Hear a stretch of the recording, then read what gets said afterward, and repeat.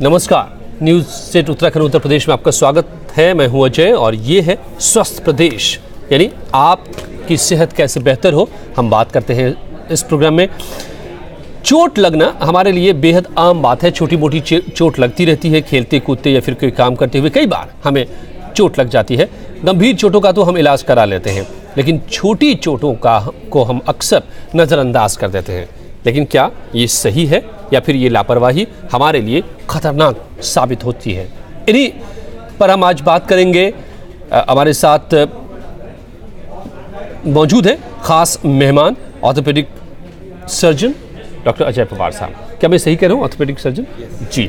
तो डॉक्टर पवार से आप सीधे सवाल कर सकते हैं। छोटी मोटी चोट कई बार मौत तक की वजह बन सकती है अगर आपने इसे नज़रअंदाज कर दिया तो, इसलिए ज़रूरी है इसको समझना। तो आप भी कीजिए सवाल। सबसे पहले देखते हैं ये रिपोर्ट।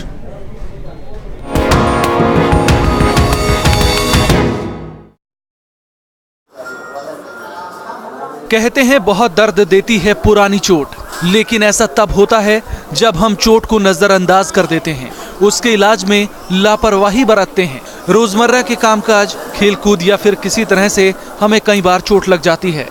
अक्सर हाथ, पांव, सर या बदन के किसी हिस्से में लगी चोट को हम मरहम लगाकर या फिर कोई पेन रिलीफ की गोली खाकर दबा देते हैं।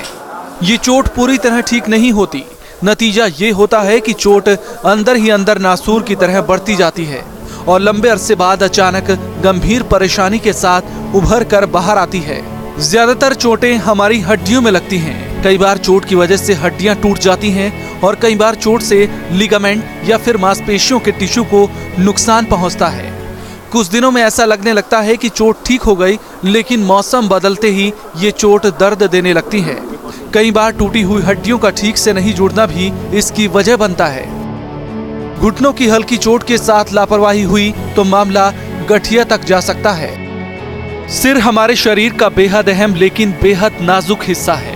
सिर में लगी चोट बेहद खतरनाक होती है। सिर की मामूली चोट कई बार मौत की वजह भी बन सकती है। सिर में लगी चोट से दिमाग से खून का थक्का जम जाता है, जो ब्रेन हेमरेज का कारण बनता है। इसके अलावा सिर की चोट अल्जाइमर, डिमेंशिया और याददाश्त से जुड़ी कई बीमारियों की वजह भी हो सकती है। छाती में लगी चोट बेहद खतरनाक होती है। अक्सर सड़क हादसों में छाती पर चोट लगती है। अक्सर ये होता है कि पसली की चोट या फिर उसके फ्रैक्चर होने का इलाज कराया जाता है, लेकिन छाती की चोट में पसली के साथ साथ फेफड़े पर भी चोट लगती है। अगर वक्त रहते जख्मी फेफड़े का इलाज नहीं कराया जाए तो कई तरह की दिक्कतें पैदा हो सकती हैं। फेफड़े में हवा भरती जाती है, जिससे फेफड़ा ठीक से काम करना बंद कर देता है। फेफड़े के आसपास खून जमा होने लगता है और हालात बिगड़ने पर मरीज की मौत तक हो जाती है। जरूरत इस बात की है कि मामूली से मामूली चोट को भी हम गंभीरता से लें और उसका इलाज कराएं, ताकि वो मामूली चोट आगे चलकर आफत न बन जाए। Bureau report, news state Uttarakhand Uttar Pradesh. मेरे साथ डॉक्टर अजय पवार हैं, ऑर्थोपेडिक सर्जन हैं। डॉक्टर साहब, इस रिपोर्ट को देखकर कई लोग डर जाएंगे कि क्या हर एक छोटी मोटी चोट के लिए हमें डॉक्टर के पास पहुंच जाना चाहिए? पहली बात तो ये है कि आप किस चोट को छोटा माने। हर एक चोट बड़ी नहीं होती और हर एक चोट को आप छोटा नहीं मान सकते। जो आपको लगता है कि ये मिनिमम इम्पैक्ट के साथ चोट लगी है, उसको आप छोटी चोट मानते हैं। अगर आपको मिनिमम इम्पैक्ट के साथ उसका असर ज़्यादा हो रहा है, यानी कि आप ज़रा से सीढ़ी से फिसले, आपको हिप में पेन होने लगे, बैक में पेन होने लगे और थोड़ी देर में अपना आप ख़त्म ना हो, तो आपको ज़रूर डॉक्टर को कंसल्ट करना चाहिए। उस पार्ट का एक्सरे करा के देखना चाहिए। सीढ़ी से फिसले, आप for the friction of second आप बेहोश हो गए या आपको चक्कर आए, तो ज़रूर सर में बड़ी चोट हो सकती है। तो वो बड़ी चोट है, उसको उस हिसाब से आपको हैंडल करना चाहिए और किसी न्यूरोसर्जन, न्यूरोफिजिशियन या किसी भी जो नियरेस्ट डॉक्टर हो वहाँ पे उसको दिखाना चाहिए। तो क्या वाकई छोटी चोटें जो कई बार हम उसको नज़रअंदाज करते हैं, कभी कभी दर्द होता भी है, आप उसको क्योंकि आपको ज़्यादा कोई परेशान नहीं कर रहा है, आपके लाइफ को रोक नहीं रहा है, तो आप उसको नज़रअंदाज करते रहते हैं, थोड़ी बहुत दर्द बनी रहती है और आप उसको भूले रहते हैं। क्या ये सही है? नहीं, ये बिल्कुल सही नहीं है। अगर आपको चोट लगती है और अगले 5-7 मिनट में आपको दर्द बराबर बना रहता है या ज़्यादा हो जाता है या सूजन ज़्यादा आती है तो आपको डॉक्टर को कंसल्ट करना चाहिए। छोटी चोट के बाद अगर आपने घर में जैसे बर्फ़ से सिकाई किया, कोई बहुत सारे जेल होते हैं, अगर उसको लगाया उससे आराम नहीं हो रहा तो आपको डॉक्टर के पास ज़रूर जाना चाहिए। बर्फ से सिकाई आप कह रहे हैं, मतलब वो अक्सर ये होता है, अब तक हमारे देश में रहा है कि अगर चोट लगती है तो गर्म सिकाई करते रहें, वो गलत है क्या?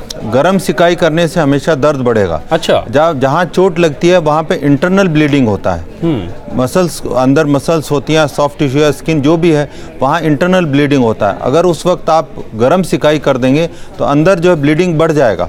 अगर आप बर्फ़ से सिकाई करेंगे तो जो खून की नसें हैं पतली वाली वो सिकुड़ जाती हैं, तो उसकी वजह से ब्लीडिंग बंद हो जाता है। तो हमेशा जब एक्यूट इंजरी रहती है तो आपको बर्फ़ से सिकाई करनी चाहिए। शुरू के 72 घंटे में बर्फ़ से सिकाई करना चाहिए। 72 घंटे बाद अगर आपको दर्द कम हुआ तब आप गर्म सिकाई कर सकते हैं। जी, तो मतलब क्या लक्षण ऐसे हों जब चोट कोई बहुत ज़्यादा, जैसे कि बहुत ज़्यादा का मतलब है कि जब टूट जाती है हड्डियाँ तो आपको बहुत ज़्यादा दर्द होता है, स्वेलिंग हो जाती है, सूजन हो जाता है, तो आप तो डॉक्टर के पास चले ही जाते हैं। लेकिन ऐसा नहीं हो रहा है तो कौन कौन से वो लक्षण हो छोटे चोट में भी कि डॉक्टर के पास जाना चाहिए? देखिए, जैसे मैं बताया कि जैसे आप घर में हैं, घर से बाथरूम में फिसल गए हैं या सीढ़ियों से फिसल गए हैं या सड़क पे चलते किसी ने हल्का सा झोंका आपको दिया, जैसे कोई गाड़ी साइड से निकल गई, आप नीचे गिर गए। लेकिन अगर शरीर के किसी भी हिस्से में सपोज स्वेलिंग आती है और स्वेलिंग धीरे धीरे बढ़ती जा रही है, और या आपको छाती में चोट लगी, आपको सांस लेने में दिक्कत हो रही है, या आपको कहीं गर्दन में, सर में चोट लगी है, आपको बेहोशी आई, चाहे वो फ्रिक्शन ऑफ सेकंड के लिए आए, या आपको चक्कर आए, या वोमिटिंग सेंसेशन हो, तो उस चोट को गंभीर मानना चाहिए, छोटी चोट नहीं मानना चाहिए। पेट के अंदर कोई चोट लगी है और आपको लगता है कि पेट का कोई हिस्सा बिल्कुल स्टिफ हो गया है, तो वो एक छोटी चोट नहीं, बड़ी चोट है। स्पेशली जो बुजुर्ग लोग हैं उसमें छोटा इम्पैक्ट कभी कभी बहुत भयंकर, आपको वो चोट अंदर इंटरनल इंजरी बहुत भयंकर हो सकती है बुजुर्ग लोगों में।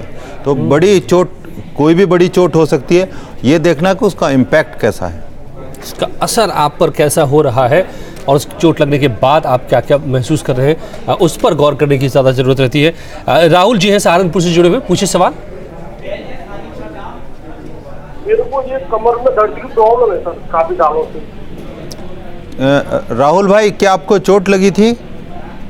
चोट तो लगी नहीं थी, ये काफी साल हो गए, कम से कम 5 साल हुए। दर्द नहीं जाता मेरे पीछे कमर पर। कमर दर्द के लिए तो उसको आपको प्रॉपरली इन्वेस्टिगेट कराना चाहिए डॉक्टर को। अगर कई साल से है तो उसका MRI करा के देखना चाहिए। अगर उसका चोट कारण नहीं है तो उसके बहुत सारे कारण अलग हो सकते हैं, जैसे डिस्क की प्रॉब्लम है, डिजनरेटिव चेंजेस हैं, मस्कुलर पेन है, आपका पोस्चर ख़राब हो सकता है, उसके वो कारण हो सकते हैं। उसको MRI वगैरह करा के आप उसके हिसाब डॉक्टर्स को दिखाएं। तो 5 साल से है राहुल जी को, तो उनको ज़रूरी सबसे पहले ये है कि आप कह रहे हैं कि एक बार जाएं डॉक्टर के पास, मिलिए, उसका पूरा आप जांच कराइए पूरी तरह से और पता कराइए कि क्यों है दर्द, और उसका इलाज कराइए, वरना ये खतरनाक हो सकता है। जी, कई बार हम लोग इस टॉपिक पर बात कर चुके हैं कि अगर बैक एक बहुत लंबा रह गया और आपने उसको नज़रअंदाज किया तो फिर वो आपके लिए खतरनाक साबित हो सकता है। तो राहुल जी, आप डॉक्टर से मिलिए और ज़रूर पता कराइए कि क्यों आपको ये दर्द है। कन्ना से करनाल सिंह साहब है मेरे साथ, पूछिए सिंह साहब सवाल।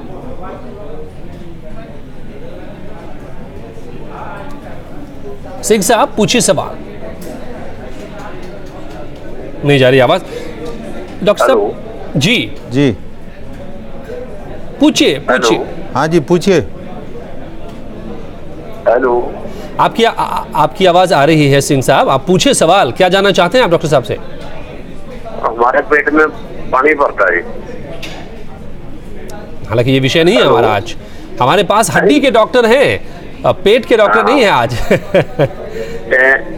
हड्डी के कारण बढ़ता है, अभी रीढ़ की हड्डी के साथ लगी थी। नहीं, रीढ़ की हड्डी से पेट में पानी आने की संभावना कम है। हाँ, रीढ़ की हड्डी से पेट में पानी नहीं आएगा। ठीक है। तो यानी कि पेट के डॉक्टर से मिले, अगर पेट में पानी है पेट के डॉक्टर से मिले और ये करें। अब आप जरूर जांच करवाइए। अच्छा डॉक्टर साहब, आपने तो बताया कि चोट लगने के बाद कौन कौन से लक्षण उभरते हैं, तो आपको डॉक्टर से मिल लेना चाहिए। कई बार ऐसा भी होता है कि चोट लगी, थोड़ी सी थोड़ा बहुत दर्द हुआ, फिर धीरे धीरे ठीक भी हो गया, आप उसको भूल गए, लेकिन मौसम के बदलने से या कई बार फिर से वहीं पर थोड़ी बहुत चोट लगने से फिर से दर्द उभरने लगता है उसी चोट पे, तो ये क्या होता है, क्यों होता है और उसके लिए क्या करना चाहिए? देखिए अजय भाई, इसमें ये होता है कि जहाँ कहीं चोट लगती है उसका बेसिक प्रिंसिपल है कि 3-4 प्रिंसिपल हैं। शरीर के किसी भी हिस्से में, आप लिम्स में अगर या कहीं पे भी चोट लगे जी, उसमें ये होता है कि रेस्ट, सबसे पहली चीज़ आपको उस पार्ट को रेस्ट देना है जी। क्योंकि चोट में हमेशा ये नहीं कि आपकी हड्डी टूटी या कोई दिक्कत हो, तो सबसे इम्पॉर्टेंट चीज़ रेस्ट देना है, उस पार्ट को इमोबिलाइज करना है, उस पार्ट को आइस देना है, आइस बर्फ़ से सिकाई करना, ना कि गर्म सिकाई करना है। कोई भी पेन किलर ले लें उस वक्त, जो भी अवेलेबल हो, जो भी सेफ़ हो, पेन किलर लेना। पेन किलर का काम सिर्फ आपका दर्द कम नहीं करना, वो अंदर की स्वेलिंग को भी कम करता है। तो और उस पार्ट को इमोबिलाइज, या तो प्लास्टर लगा लें या कोई घर में क्रैप बैंडेज रखा हो, क्रैप बैंडेज जो गर्म पट्टी जिसको बोलते हैं, उसको बांध लें। तो अगर आप उसको नहीं बांधेंगे, उस पार्ट को इमोबिलाइज नहीं करेंगे, अंदर जो इंटरनल इंजरी है, सॉफ्ट टिश्यू हील नहीं होगा, वो फिर बाद में जाके पेनफुल बन सकता है। और वो पेन छोटा सा हुआ शुरू में, वो बाद में धीरे धीरे बढ़ता चला जाएगा, वो जॉइंट पेनफुल हो जाएगा, जिसको कॉमनली हम स्प्रेन बोलते हैं। अच्छा, वाटिका जी हैं लखनऊ से, पूछिए सवाल वाटिका सिंह। हाँ जी, हेलो। हाँ जी, पूछे। हेलो, नमस्ते डॉक्टर साहब। नमस्कार जी। हाँ जी, मैं लखनऊ से बोल रही हूँ। डॉक्टर साहब, मुझे 1 साल पहले हाथ में चोट लगी थी जी। हाँ जी, 1 साल पहले मैं चलती बाइक से गिर गई थी, तो कोहनी में मुझे चोट आई थी जी। तो मैंने डॉक्टर्स को दिखाया, तो कोई मतलब उसमें ऐसा फ्रैक्चर और क्रैक वगैरह नहीं था। थोड़ी सी दवाएं उन्होंने खाने को दी, लगाने को दी, तो 1-2 महीने बाद मुझे आराम मिल गया जी।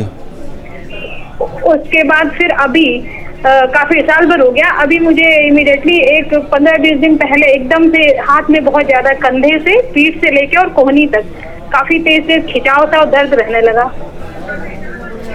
कंधे में तो दर्द नहीं है आपके? नहीं, कंधे में कहीं दर्द नहीं है, वो मुझे दर्द हुआ।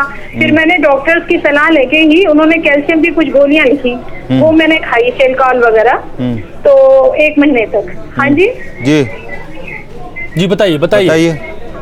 उसके बाद से रिलीफ हो गया, अभी तो आराम है, लेकिन वो जो मुझे 10-12 दिन दर्द हुआ, वो काफी ऐसे दर्द हुआ कि चुभता हुआ दर्द, जैसे बेरेबल नहीं था। इस टाइप से दिन में कई बार हो जाता था, और कई बार मैं हाथ की एक्सरसाइज घुमा के उल्टी तरफ से कर लेती थी तो सही हो जाता था। तो ये आप बीच वाले पीरियड में बिल्कुल ठीक थी, जो बीच का पीरियड, तो ये ठीक है। अभी मैं फिर बिल्कुल ठीक हूँ डॉक्टर साहब, लेकिन थोड़ी सी चिंता ये है कि कहीं अंदर कुछ है तो नहीं आगे कभी। अभी तो फिलहाल दर्द ठीक है मेरे हिसाब से, क्योंकि ये जो दर्द है उस चोट से रिलेटेड नहीं है, ये कुछ नई प्रॉब्लम है। आप अपना एक बार शुगर और यूरिक एसिड जरूर चेक करा लीजिएगा, तो ये उससे प्रॉब्लम नहीं है। और इस बार किसी फिजियोथेरेपिस्ट से शोल्डर की और एल्बो की एक्सरसाइज शुरू कर दीजिएगा, मोस्ट प्रॉब्ली मस्कुलर पेन होगा ये शायद जी। तो ये उस चोट से नहीं, कुछ और है। राजेश जी हैं हमारे साथ जुड़े हुए, अब पूछिए राजेश, बुलंदशहर से राजेश जी। हाँ पूछिए। मैं बैडमिंटन खेलता हूँ, स्पोर्ट्समैन हूँ जी। तो ये डॉक्टर साहब, ये मेरे यहाँ पे रिब्स में राइट हैंड की तरफ पेन रहता है काफी, तो ये कभी कभी 3-4 महीने के लिए बंद हो जाता है, अचानक से हो जाता है। रिब्स के अंदर? हाँ, रिब्स में राइट हैंड की तरफ। अच्छा, रिस्ट में कलाई में? डॉक्टर को भी दिखाया था मैंने। हाँ, कलाई में। तो वो कह रहे थे, नहीं कलाई में नहीं, हड्डी पसली में। अच्छा, पसली में। जी। तो ये कभी कभी हो जाता है, बंद हो जाता है 2-3 महीने के लिए। तो डॉक्टर को दिखाया था मैंने, तो कह रहे थे मस्कुलर पेन वगैरह है। हाँ, ये मस्कुलर पेन है, लेकिन आप फिर भी एक एक्सरे कर लीजिए, क्योंकि हमेशा हर पेन को मस्कुलर मान के नहीं छोड़ना चाहिए। अगर पेन बार बार हो रहा है तो उसकी तह तक जाइएगा, तह तक जाके उसको रूल आउट कराइएगा। तो कम से कम एक छाती का एक्सरे जरूर करके उसमें देखिए कहीं हड्डी के अंदर कोई डिफेक्ट तो नहीं है। अगर कोई भी पेन बार बार होता है, उसकी तह तक जरूर जाना जरूरी है। शामली से हमारे दर्शक जुड़े हुए हैं, ओमवीर जी, पूछिए सवाल।